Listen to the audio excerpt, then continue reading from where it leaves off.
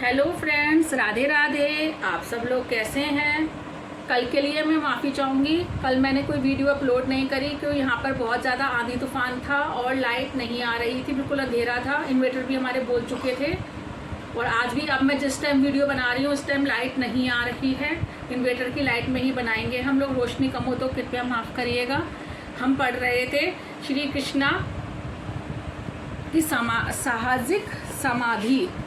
हाँ जी। श्री कृष्ण लीला से साहसिक समाधि। ये रहा। अब हम आगे कंटिन्यू कर रहे हैं जहाँ तक है। आज लास्ट पार्ट होगा इस टॉपिक का। जी आज लास्ट ही रहेगा। राधे राधे। श्री कृष्ण ने गोपियों को मुक्त करने के लिए ही गोकुल लीला की थी। गोपियों को वे जीते जी मुक्त करना चाहते थे। गोपियां चाहे अपने घर में रहें, उनका मन विचलित ना हो, ऐसा उन्होंने किया। गोपियों ने भक्ति मार्ग का आचरण किया था।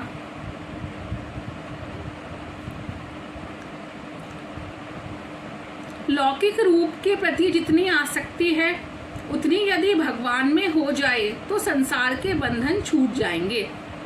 श्री कृष्ण का सौंदर्य ही ऐसा है कि उसे देखने के बाद जगत का सौंदर्य सुहाता नहीं है।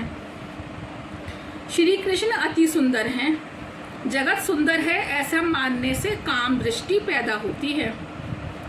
जिसका मन मधुर है उसी के घर माखन कन्हैया ग्रहण करता है। भगवान से हमेशा प्रार्थना करते रहो, नाथ मेरे मन को जड़ पदार्थों में से हटाकर अपनी ओर आकर्षित कर लीजिए।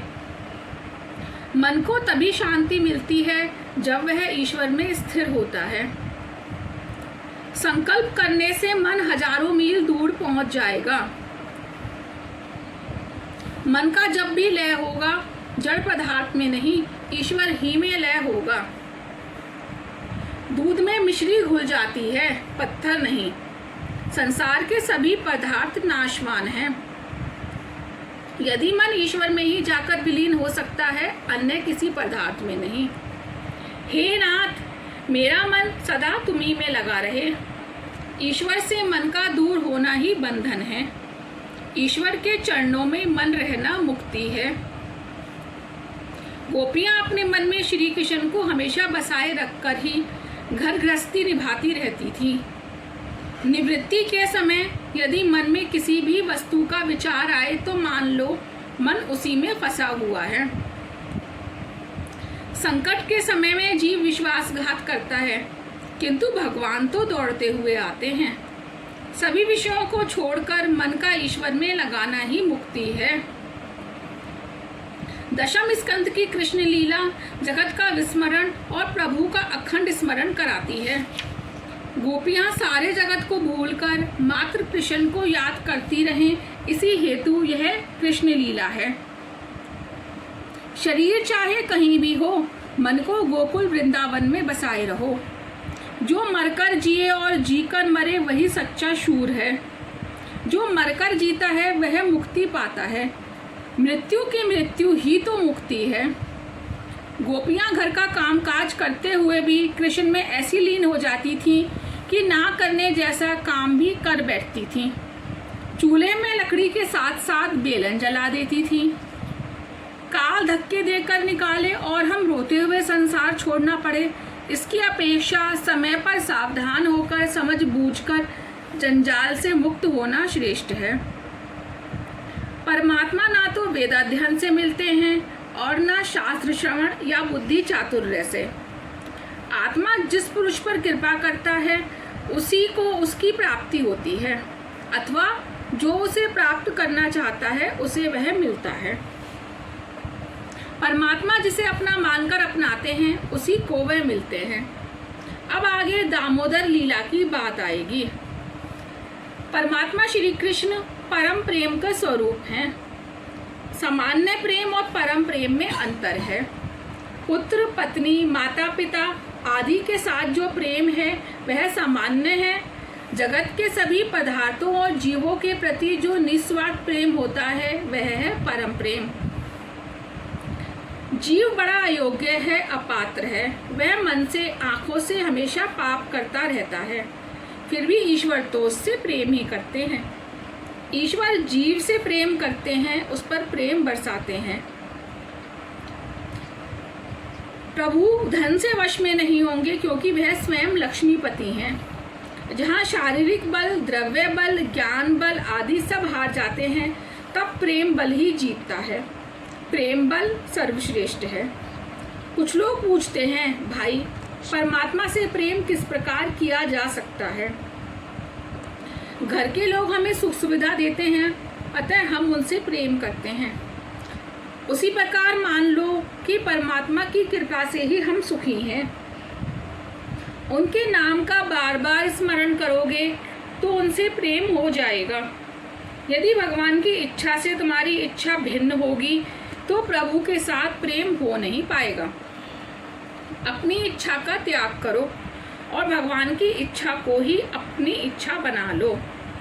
वैष्णव अपनी इच्छा को भगवान की इच्छा के साथ एक रूप करके उसमें लीन हो जाते हैं। ऐसी प्रेम कथा का ही इस दामोदर लीला में वर्णन है। भागवत में जहाँ जहाँ एकता शब्द का प्रयोग किया गया है, वहाँ कोई ना कोई विशिष्ट प्रसंग है।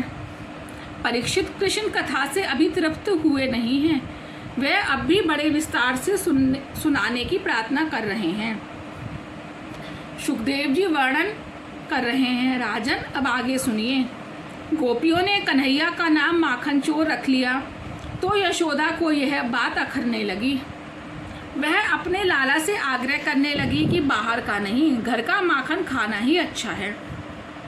कन्हैया कहता है, मैं यदि घर का माखन खाने लगूं तो घर में माखन घट जाएगा। मैं तो बाहर से कमा कर ही खाना चाहता हूँ। अजी, स्वाद गोपियों के माखन में नहीं, प्रेम में था। मिठास प्रेम में होती है, वस्तु में नहीं। यशोदा जी ने सोचा घर का कामकाज नौकर संभालते हैं, इसलिए शायद लाला को घर का माखन पसंद नहीं है और माखन की चोरी करता है। आज मैं स्वयं दही मंथन करके माखन बनाकर उसे खिलाऊंगी और तृप्त करूंगी। रामायण में कहा गया है, राजा दशरथ चक्रवर्ती सम्राट थे और सेवकों की उनके यहाँ कोई कमी नहीं थी। फिर भी महारानी को कौशल्या अपने हाथों ही भोजन बनाती थी। रसोई ठाकुर जी के लिए है। पानी बिगड़ा तो वाणी बिगड़ेगी, वाणी बिगड़ने पर वीर्य बिगड़ता है। वीर्य अर्थात जीवन। अन्न मन को बनाता है। आपको जिसके चरित्र में पूर्णता विश्वास ना हो, उसे अपने रसोई में कभी ना आने दीजिए। यदि वह रसोई घर में आ भी जाए तो अन्न जल दूषित होने ना देना। एक दिन सभी नौकर घर के अन्य कामों में जुटे हुए थे तो यशोदा ने अपने ही हाथों दही मंथन करके माखन बनाकर लाला को खिलाने की बात सोची। मेरा लाला फिर कभी बाहर का माखन खाने की इच्छा नहीं करे, ऐसी उनकी चेष्टा थी। प्रातः काल में स्नान आदि कार्यों से निवृत्त होकर पीला वस्त्र पहनकर यशोदा जी दही मंथन के काम में लग गईं। यशोदा जी कन्हैया के लिए यह कर रही थी, सो इस काम में भक्ति भी मिली हुई थी। हमें प्रत्येक व्यवहार को भक्ति में बनाना है। घर में झाड़ू बुहारी करना भक्ति है, क्योंकि हमारा घर ठाकुर जी का ही तो है। यदि घर में कहीं कूड़ा करकट होगा तो ठाकुर जी अप्रसन्न हो जाएंगे। भोजन बनाते समय भी सोचा जाए कि ठाकुर जी खाना खा रहे हैं। भोजन बनाना भी तो भक्ति ही है। कई बार बहनें पूछती हैं, हमारे कुटुंब बहुत बड़ा है, सो सारा समय रसोई घर में ही बीत जाता है, प्रभु सेवा के लिए समय बचता ही नहीं है। अरे, बड़ा कुटुंब तो अच्छे भाग्य वालों को मिलता है। घर के सभी लोगों को भगवान ही का रूप मानकर उनकी सेवा करते रहो। संसार सागर है और सांसारिक विषय दही। आरंभ में विषय मधुर होते हैं, अंत में कटु। सांसारिक विषयों का विवेक से मंथन करने वाला भक्ति रूपी माखन पाता है।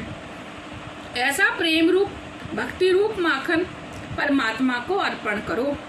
परमात्मा प्रेम के सिवाय और कुछ नहीं मांगते। राधे राधे। आज का यही पूरा हुआ। कल हम शुरू करेंगे मैया यशोदा का स्नेहपूरित वात्सल्य। अगर आपने मेरे चैनल को सब्सक्राइब नहीं किया है तो कृपया करके मेरे चैनल को सब्सक्राइब कर लीजिए, अगर आपको भागवत जी सुनना अच्छा लग रहा है। धन्यवाद। राधे राधे।